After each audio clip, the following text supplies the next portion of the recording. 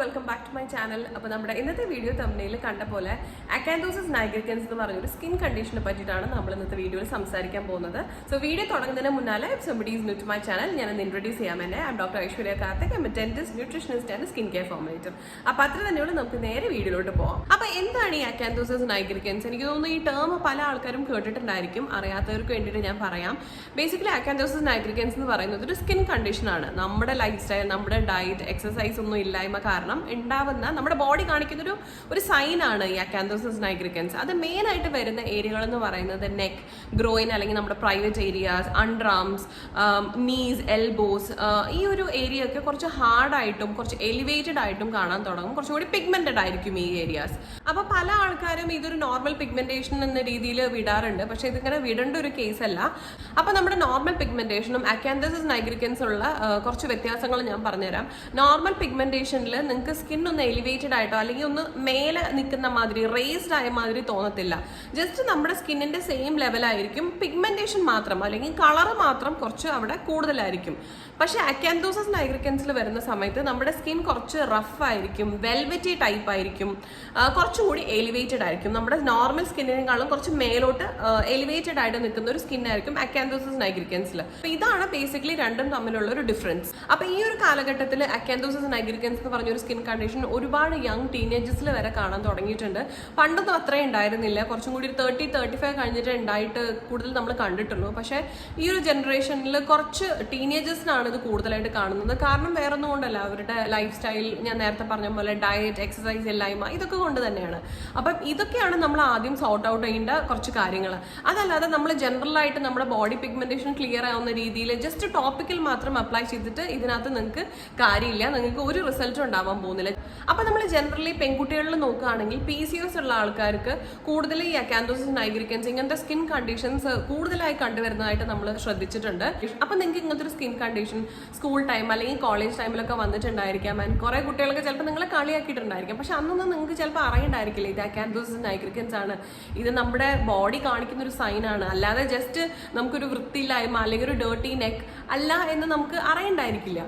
അപ്പൊ അതുകൊണ്ട് തന്നെ ഇത് പാരന്റ്സ് കൂടി കുറച്ചും കൂടി അറിഞ്ഞിരിക്കേണ്ട ഒരു കാര്യമാണ്. അവരെ എഡ്യൂക്കേറ്റ് ചെയ്യാനും അവരുടെ അവയർനെസ് കൂട്ടാൻ വേണ്ടിയിട്ട് കൂടിയാണ് നമ്മൾ ഇങ്ങനത്തെ ഒരു വീഡിയോ ചെയ്യുന്നത്. കാരണം പാരന്റ്സും അറിഞ്ഞിരിക്കണം. അല്ലാതെ നിങ്ങളിത് ജനറൽ ആയിട്ട് അങ്ങ് തള്ളി കളയരുത്. ജസ്റ്റ് ഒരു പിഗ്മെന്റേഷൻ ആണ്, ജസ്റ്റ് ഒരു ടാൻ ആണ്, അല്ലെങ്കിൽ അവൻ മര്യാദയ്ക്കൊന്നും കുളിക്കുന്നില്ല എന്ന് വിചാരിച്ച് കളയേണ്ട ഒരു സിറ്റുവേഷൻ അല്ല ഇത്. നിങ്ങൾക്ക് പ്രോപ്പറായിട്ട് ഇപ്പൊ തടിയുള്ളവരാണെങ്കിൽ അത് നന്നായിട്ട് റെഡ്യൂസ് ചെയ്യാൻ നോക്കുക. ഷുഗറൊക്കെ ഒരുപാട് കട്ട് ഡൗൺ ചെയ്യുക. നന്നായിട്ട് അറ്റ്ലീസ്റ്റ് ഡെയിലി ഒരു 20-25 മിനിറ്റ്സ് വാക്കിംഗ് ചെയ്യുക. ഇനി വാക്കിംഗ് ചെയ്യാൻ പറ്റിയില്ലെങ്കിൽ നമുക്ക് വീട്ടിൽ തന്നെ യോഗ അല്ലെങ്കിൽ ജസ്റ്റ് ബേസിക് സ്ട്രെച്ചസ്, ഉള്ളിൽ തന്നെ നിങ്ങളുടെ റൂമിലോ അല്ലെങ്കിൽ ഫ്ലാറ്റ് ലൈനിലോ ചെറിയ രീതിയിൽ നടത്തും. എന്തെങ്കിലും ഒരു ഫിസിക്കൽ ആക്ടിവിറ്റി നിങ്ങൾ ചെയ്യാൻ നോക്കുക. ഡയറ്റ് ആണെങ്കിലും ഒരുപാട് ഇമ്പോർട്ടൻ്റ് ആണ്. ഹൈ കാർബ് ആയിട്ടുള്ള അല്ലെങ്കിൽ ഹൈ ഷുഗർ കണ്ടന്റ് ആയിട്ടുള്ള ഫുഡൊന്നും ഒരുപാട് കഴിക്കാതിരിക്കുക. ജങ്ക് ഫുഡ്സ്, പാക്കേജ് ഫുഡ്സ്, എന്തോ സ്വീറ്റ്, ഷുഗർ, കേക്ക്സ്, പേസ്ട്രീസ്, ഇതെല്ലാം ഒന്ന് നന്നായിട്ടൊന്ന് കൺട്രോൾ ചെയ്ത് കഴിഞ്ഞാൽ നിങ്ങൾക്ക് റിവേഴ്സ് ചെയ്യാൻ പറ്റുന്ന സിറ്റുവേഷൻസ് ആയിരിക്കും. Specially when you are in 10th or 12th അല്ലെങ്കിൽ നിങ്ങൾ കോളേജ് പഠിക്കുന്ന സമയത്താണെങ്കിൽ ഇത് കുറച്ച് പോകെ സിറ്റുവേഷൻ ഒക്കെ മാറും. നിങ്ങൾക്ക് ഒരു പ്രീ ഡയബറ്റിക് സ്റ്റേജിൽ വരെ എത്താം. And finally you might end up having type 2 diabetes. അപ്പോൾ അതൊക്കെ ഒന്ന് ഒഴിവാക്കാൻ നിങ്ങൾ പാരന്റ്സ് ആസസ് നേരത്തെ കണ്ടുപിടിച്ചു ഇത് പ്രോപ്പറായിട്ട് ട്രീറ്റ് ചെയ്യുക. അല്ലെങ്കിൽ നിങ്ങളൊരു ഡോക്ടറെ അടുത്ത് പോയി കൺസൾട്ട് ചെയ്യുക. എൻ്റെ മോൾക്ക് അല്ലെങ്കിൽ മോന് ഇങ്ങനത്തെ ഒരു പ്രശ്നമുണ്ട്. ആസ് പാരന്റ്സ് നിങ്ങൾക്ക് കുറച്ച് അതിനെപ്പറ്റി അവയർനെസ് ഉണ്ടെങ്കിൽ മാത്രമാണ് നിങ്ങൾ ആ കുട്ടിയെ ഡോക്ടറെ അടുത്തെങ്കിലും കൊണ്ടുപോയി എന്താണ് ഡോക്ടർ എന്ന് ചോദിക്കത്തുള്ളൂ. അപ്പോൾ ആ ഒരു അവയർനെസ് കിട്ടുന്നത് വളരെ ഇമ്പോർട്ടൻ്റ് ആണ്. അപ്പോൾ നമ്മൾ പെൺകുട്ടികളിൽ നോക്കുന്ന സമയത്ത് ഈ ഒരു സ്കിൻ കണ്ടീഷൻ, അതായത് അക്കാന്തോസിസ് നൈഗ്രിക്കൻസ്, PCOS, ഒബേസിറ്റി, ഇതെല്ലാം ഇന്റർലിങ്ക്ഡ് ആണ്. അപ്പോൾ മിക്ക പെൺകുട്ടികളിലും PCOS ഒക്കെ വരുന്നത് ഈ ഒരു ഇൻസുലിൻ റെസിസ്റ്റൻസ് കൊണ്ടാണ്. അപ്പോൾ എന്താണ് ഇൻസുലിൻ റെസിസ്റ്റൻസ്? ഞാൻ ചെറുതായിട്ടൊന്ന് എക്സ്പ്ലെയിൻ ചെയ്തു തരാം. സാധാരണഗതിയിൽ നമുക്ക് ആസ് ഹ്യൂമൻസ് നമുക്ക് സർവൈവ് ചെയ്യാൻ വേണ്ടിയിട്ട് ഗ്ലൂക്കോസ് എന്ന് പറയുന്ന ഒരു എസെൻഷ്യൽ ന്യൂട്രിയന്റ് വളരെ ആവശ്യമാണ്. ആൻഡ് ഇത് നമുക്ക് കിട്ടുന്ന എവിടെ നിന്നാണ്? ഫുഡിൽ നിന്ന്. അപ്പോൾ നമ്മുടെ ഫുഡാണ് നമ്മുടെ ഉള്ളിൽ ചെന്നിട്ട് അത് ചെറിയ ചെറിയ പാർട്ടിക്കിൾസ് ആയിട്ട് ബ്രേക്ക് ഡൗൺ ആയിട്ട് അത് ഗ്ലൂക്കോസ് ആയിട്ട് കൺവേർട്ട് ആവുന്നത്. ആൻഡ് ഈ ഗ്ലൂക്കോസ് നമ്മുടെ ഡിഫറെന്റ് സെൽസ്, നമ്മുടെ ബോഡിയിലുള്ള മസിൽ ആവാം, ഫാറ്റ് ആവാം, ലിവർ ആവാം, വേറെ പല ഓർഗൻസ് ആവാം, ഈ ഓർഗൻസിലോട്ടെല്ലാം ഈ ഗ്ലൂക്കോസ് ആണ് എനർജി ആയിട്ടും അല്ലെങ്കിൽ ഫാറ്റ് ആയിട്ടൊക്കെ സ്റ്റോർ ചെയ്യപ്പെടുന്നത്. ഈ സ്റ്റോർ ചെയ്യപ്പെടാൻ ഈ സെൽസിലോട്ടൊക്കെ ഈ ഡിഫറെൻ്റ് ആയ നമ്മുടെ ഓർഗാൻസിന്റെ സെൽസിലോട്ടൊക്കെ ഇത് അബ്സോർബ് ചെയ്യണമെങ്കിൽ ഇൻസുലിൻ എന്ന് പറഞ്ഞൊരു ഹോർമോൺ ഉണ്ടായിരിക്കണം. അപ്പോൾ ഇൻസുലിൻ എന്ന് പറഞ്ഞൊരു ഹോർമോൺ പാൻക്രിയസ് ആണ് സെക്രീറ്റ് ചെയ്യുന്നത്. അപ്പോൾ സാധാരണഗതിയിൽ എന്താണ് നടക്കുന്നത്? നമ്മൾ ഭക്ഷണം കഴിക്കുന്നു, അത് നമ്മുടെ സ്റ്റൊമക്കിൽ ചെന്നിട്ട് ചെറിയ ചെറിയ പാർട്ടിക്കിൾസ് ആയിട്ട് നമ്മുടെ സ്റ്റൊമക്ക് അതിനെ ബ്രേക്ക് ഡൗൺ ചെയ്യുന്നു. അപ്പോൾ ഈ ബ്രേക്ക് ഡൗൺ ആയ ഗ്ലൂക്കോസ് നമ്മുടെ ബ്ലഡ് വഴി ബാക്കിയുള്ള സെൽസ്, അതായത് നമ്മുടെ ലിവർ ആവാം, ഫാറ്റ് ആവാം, മറ്റേ മസിൽസ് ആവാം, ഇതിലോട്ടൊക്കെ അബ്സോർബ് ചെയ്യപ്പെടുന്നു with the help of insulin. അപ്പോൾ ഇതാണ് നോർമൽ ആയിട്ട് നടക്കുന്നത്. അപ്പോൾ ഈ ഇൻസുലിൻ റെസിസ്റ്റൻസ് ആവുന്ന സമയത്ത് എന്താ പറ്റുന്നത് വെച്ച് കഴിഞ്ഞാൽ എത്ര ഇൻസുലിൻ പ്രൊഡ്യൂസ് ചെയ്താലും നമുക്ക് ഈ ഗ്ലൂക്കോസ് ആവശ്യമായ സെൽസിൽ നമ്മുടെ ലിവറിന്റെ, ഫാറ്റിന്റെ, മസിലിന്റെ ഇതൊന്നും വേണ്ടത്ര രീതിയിൽ ഇൻസുലിനിലോട്ട് റെസ്പോണ്ട് ചെയ്യത്തില്ല. അതുകൊണ്ട് തന്നെ എന്ത് പറ്റും? നമ്മുടെ ഗ്ലൂക്കോസ് എല്ലാ സെൽസിലോട്ടും അബ്സോർബ് ചെയ്യാൻ പറ്റാതെ ബ്ലഡിൽ തന്നെ അതിന്റെ ലെവൽ കൂടിക്കൊണ്ടിരിക്കും. അങ്ങനെയാണ് നിങ്ങൾക്ക് ഈ പ്രീ ഡയബറ്റിക്സ് അല്ലെങ്കിൽ ഫൈനലി അതൊരു ടൈപ്പ് 2 ഡയബറ്റിക്സ് ആയിട്ട് അത് നിങ്ങൾക്ക് മാറാം. അപ്പൊ ഈ ഇൻസുലിൻ റെസിസ്റ്റൻസ് നമ്മളൊന്ന് കൺട്രോൾ ചെയ്ത് കഴിഞ്ഞാൽ നമുക്ക് ബാക്കിയുള്ള എല്ലാ പ്രശ്നങ്ങളും പരിഹരിക്കാം. അപ്പൊ അതിന് വേണ്ടിയിട്ട് നിങ്ങൾക്ക് ചെയ്യാൻ പറ്റുന്ന കാര്യങ്ങളാണ് പ്രോപ്പർ ആയിട്ടുള്ള diet. First thing is diet. ഞാൻ ഉറപ്പായിട്ടും ഫസ്റ്റ് ഡയറ്റ് പറയാനുള്ള കാരണം ഒരു 70 to 80% ഈ ഒരു കാരണങ്ങളൊക്കെ ഉണ്ടാവാൻ കാരണം നിങ്ങളുടെ ഫുഡിൽ നിന്നാണ്. അപ്പോൾ ഫുഡ് എത്രത്തോളം നിങ്ങൾക്ക് ഷുഗർ അല്ലെങ്കിൽ ഓയിൽ, ഒരുപാട് ഹൈ കാർബ് അവോയ്ഡ് ചെയ്യാൻ ശ്രമിക്കുക. ഇപ്പൊ ഷുഗർ മൊത്തത്തിൽ കൺട്രോൾ ചെയ്യാൻ പറ്റില്ലെങ്കിൽ നിങ്ങളിപ്പോൾ 3 നേരം ചായ കുടിക്കുന്ന ആൾക്കാരാണെങ്കിൽ അത് ഒരു നേരത്തിലോട്ട് മാറ്റുക. ആൻഡ് ഓൾട്ടർനേറ്റീവ് ആയിട്ട് നിങ്ങൾക്ക് ഷുഗർ ഫ്രീയും കൂടി ഉപയോഗിക്കാം. Make sure that it is stevia. സ്റ്റിവിയയുടെ ആണ് കുറച്ചും കൂടി നല്ലത്. ബാക്കിയെല്ലാം basically it's type of sugars only. സ്റ്റിവിയയുടെ ഷുഗർ കുറച്ചും കൂടി ഹൈ ഗ്ലൈസമിക് ഇൻഡെക്സിൽ പെടാത്ത ടൈപ്പ് ഓഫ് ഷുഗർ ആണ്. സോ സ്റ്റിവിയ എടുക്കുകയാണെങ്കിൽ കുറച്ചും കൂടി better. Second one is exercise. ഒരുപാട് ജിമ്മിൽ പോയി വർക്ക്ഔട്ട് ചെയ്യണം എന്നൊന്നല്ല പറയുന്നത്, പക്ഷെ നമുക്കൊരു മിനിമം ഫിസിക്കൽ ആക്ടിവിറ്റി ഒരു ദിവസം വേണം. അത് നിങ്ങൾക്ക് പാർക്ക് പോയി നടക്കാം, അല്ലെങ്കിൽ വീട്ടിൽ നിങ്ങൾക്ക് യോഗ ചെയ്യാം, ബേസിക് സ്ട്രെച്ചസ് ചെയ്യാം, ചെറിയ രീതിയിൽ കാർഡിയോ, ജമ്പിങ്, വാക്കിംഗ് എല്ലാം നിങ്ങൾക്ക് ചെയ്യാം. ഒരു 30 മിനിറ്റ്സ് മാത്രം നിങ്ങൾ ഡെയിലി ഒന്ന് സ്പെൻഡ് ചെയ്താൽ മതി. മോർണിംഗ് നൈറ്റ് ചെയ്യണമെങ്കിൽ അത്രയും നല്ലത്. But minimum of 30 minutes A day. അതുപോലും ഇല്ലാത്ത ആൾക്കാരുണ്ട്. അപ്പൊ അതൊന്ന് നിങ്ങൾ ടേക്ക് കെയർ ചെയ്യുക. Third one is sleep. ഉറക്കം ശരിയായി തന്നെ പാതി കാര്യം ശരിയാവും. കാരണം ഉറക്കം നമ്മളെ ലേറ്റ് നൈറ്റ് ഇരിക്കുന്നിടത്തോളം കാലം നമ്മൾ ഒരുപാട് ഫുഡ് ക്രേവിങ്സ് ഉണ്ടായിരിക്കും. നമ്മൾ വാങ്ങിച്ച് കഴിക്കും, എഗെയിൻ ഗ്ലൂക്കോസ് സ്പൈക്ക് ആവും. ഉറക്കം ശരിയാവുന്നതുകൊണ്ട് തന്നെ നിങ്ങൾ ഫുഡ് ഒരുപാട് ഓർഡർ ചെയ്യില്ല.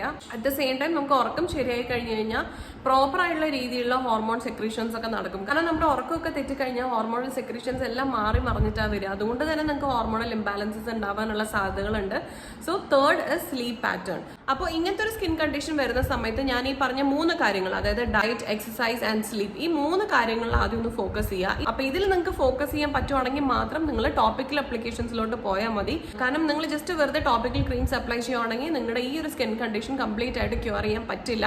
It will keep coming back. അപ്പൊ ഇനി നമുക്ക് ടോപ്പിക്കൽ ക്രീംസ് എന്തൊക്കെ യൂസ് ചെയ്യാൻ പറ്റും എന്നുള്ളത് നമുക്ക് നോക്കാം. അപ്പൊ അടുത്ത സ്ലൈഡിൽ ഞാനൊരു list of ingredients and products കൊടുക്കാം. ഒന്ന് ചെക്ക്ഔട്ട് ചെയ്ത് നോക്കാം. ഫസ്റ്റ് പ്രൊഡക്റ്റ് വന്നിട്ട് ഫിക്സ്ഡെർമയുടെ നൈഗ്രിഫിക്സ് ക്രീം എന്ന് പറയുന്ന ഒരു പ്രൊഡക്റ്റ് ആണ്. ഇതിനകത്ത് മെയിൻ ആയിട്ടുള്ള ഇൻഗ്രീഡിയൻസ് വന്നിട്ട് retinol, lactic acid, urea and tea tree oil ആണ്. അത്യാവശ്യം നല്ലൊരു ഫോർമുലേഷൻ തന്നെയാണ്. ഒരു കാര്യം മാത്രം നിങ്ങൾ നോട്ട് ചെയ്യുക, ഞാൻ ഈ കാണിക്കാൻ പോകുന്ന എല്ലാ പ്രൊഡക്ട്സും നിങ്ങൾ പാച്ച് ടെസ്റ്റ് ചെയ്തതിന് ശേഷം മാത്രമേ ഉപയോഗിക്കാൻ പാടുള്ളൂ. കാരണം ഇതിനകത്ത് വളരെ സ്ട്രോങ് ആയിട്ടുള്ള ആക്റ്റീവ്സ് ഉള്ള പ്രൊഡക്ട്സ് ആയതുകൊണ്ട് തന്നെ ചില ബോഡി ടൈപ്പിന് ഇത് സ്യൂട്ട് ആവത്തില്ല. അതുകൊണ്ട് പാച്ച് ടെസ്റ്റ് മാൻഡേറ്ററി ആണ്. ആൻഡ് നിങ്ങൾ ഈ പ്രൊഡക്ട്സ് അപ്ലൈ ചെയ്യുന്ന സമയത്ത് മേക്ക് ഷുവർ ദാറ്റ് ആ ഏരിയ വളരെ ക്ലീൻ ആയിരിക്കണം. അതുകൊണ്ട് തന്നെ കുളിച്ചതിന് ശേഷം അപ്ലൈ ചെയ്യായിരിക്കും ഏറ്റവും ബെസ്റ്റ് ടൈം. ആൻഡ് ഓൾസോ ഒരു കാര്യം കൂടി ശ്രദ്ധിക്കുക, നിങ്ങൾ കുളിക്കുന്ന സമയത്ത് മാക്സിമം ലൂഫ അല്ലെങ്കിൽ സ്ക്രബ് വെച്ചിട്ട് ആ ഒരു ഏരിയ ഒരുപാട് റബ്ബ് ചെയ്യാതിരിക്കുക. കാരണം ഇതിലുള്ള ഇൻഗ്രീഡിയൻസ് തന്നെ ജെനറലായിട്ട് എക്സ്ഫോലിയേറ്റ് ചെയ്യും. സോ നിങ്ങൾ ഓവറായിട്ട് സ്ക്രബ് ചെയ്യേണ്ട ആവശ്യം വരുന്നില്ല. നമ്മുടെ നെക്സ്റ്റ് പ്രൊഡക്റ്റ് വന്നിട്ട് സാൻഫയുടെ സ്പോട്ട്ലൈറ്റ് ബോഡി ലൈറ്റനിങ് ക്രീമാണ്. ഇതിനകത്തുള്ള main ingredients niacinamide, glycolic acid, aloe vera and retinol ആണ്. ഞാൻ ഈ കാണിക്കുന്ന എല്ലാ പ്രൊഡക്ട്സും നിങ്ങൾ സ്റ്റാർട്ട് ചെയ്യുന്ന സമയത്ത് വീക്ക്ലി ട്വൈസ് മാത്രം വെച്ച് സ്റ്റാർട്ട് ചെയ്യുക. കാരണം ഞാൻ നേരത്തെ പറഞ്ഞ പോലെ സ്ട്രോങ് ആക്റ്റീവ്സ് ആയതുകൊണ്ട് ചിലപ്പോൾ നമ്മുടെ ബോഡി ഓവറായിട്ട് എക്സ്ഫോലിയേറ്റ് ആവാനുള്ള സാധ്യതകളുണ്ട്. വീക്ക്ലി ട്വൈസ് അപ്ലൈ ചെയ്തതിന് ശേഷം ഓക്കെ ആണെങ്കിൽ, ബോഡി ടോളറേറ്റ് ചെയ്യാൻ പറ്റുവാണെങ്കിൽ സ്ലോലി വീക്ക്ലി ത്രൈസ് അല്ലെങ്കിൽ 4 ടൈംസ് വരെ നിങ്ങൾക്ക് അപ്ലൈ ചെയ്യാവുന്നതാണ്. നമ്മുടെ നെക്സ്റ്റ് പ്രൊഡക്റ്റ് വന്നിട്ട് ബോഡി വൈസിന്റെ ഈ പിഗ്മെന്റേഷൻ റിപ്പയർ ക്രീമാണ്. ഓൾമോസ്റ്റ് സിമിലർ ആയിട്ടുള്ള ഇൻഗ്രീഡിയൻസ് ആണ് വരുന്നത്. Retinol, കോജിക് acid, lactic acid and urea ആണ് മെയിൻ ആയിട്ടുള്ള ഇൻഗ്രീഡിയൻസ് വരുന്നത്. ഇതും നല്ലൊരു ഫോർമുലേഷൻ തന്നെയാണ്. അപ്പോൾ അത്ര തന്നെയുള്ളൂ നമ്മുടെ ഇന്നത്തെ video. Hope this was helpful. എന്തെങ്കിലും ഡൗട്ട് ഉണ്ടെങ്കിൽ നിങ്ങൾക്ക് താഴത്ത് കമന്റ് ചെയ്ത് ചോദിക്കാം. ഓൾസോ ഞാൻ അപ്കമിങ് എന്തെങ്കിലും പെർട്ടിക്കുലർ വീഡിയോസ് ചെയ്യണമെന്നുണ്ടെങ്കിൽ അത് നിങ്ങൾക്ക് കമന്റ് ചെയ്യാവുന്നതാണ്. അപ്പോൾ I will see you in next video. Take care, by.